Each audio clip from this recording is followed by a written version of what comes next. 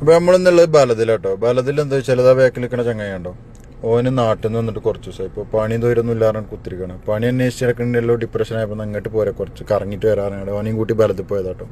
ബലതി നമ്മൾ നല്ല നേരെ സൂക്കിൽ ബദൂക്കാട്ടോ പോയത്. സൂക്കിൽ ബദൂ കൂടി ഇങ്ങനെ അലഞ്ഞിരിഞ്ഞ് നടത്തി നമ്മളെ പർച്ചേസിംഗ് ഒക്കെ കഴിഞ്ഞപ്പോൾ വിശപ്പിൻ്റെ അച്ചിമുളിയും തുടങ്ങി. അപ്പോൾ ഞാൻ പറഞ്ഞത് ഇതിൻ്റെ ഉള്ളിലൊരു യമനി ഫുഡ് കിട്ടുന്ന റെസ്റ്റോറൻറ്റ്, അദ്ദറജാൻ റെസ്റ്റോറൻറ്റ് കേട്ടോ. നല്ല അടിപൊളി റെസ്റ്റോറൻറ്റാണ്.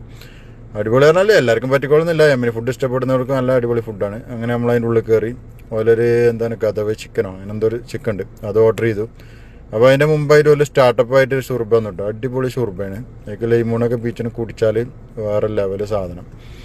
അപ്പോൾ ഞങ്ങൾ അതൊക്കെ കുടിച്ചിങ്ങനെ ആസ്വദിച്ചിരിക്കുന്നതിൻ്റെ ഇടയിൽ ഓൻ പറഞ്ഞു നമുക്ക് ഒരു മാസൂബ് കൂടി വേണം അതിൻ്റെ ഒപ്പം എന്ന് പറഞ്ഞു, നമ്മളെ ഒരു മറ്റേ ബ്രദർ കേട്ടോ.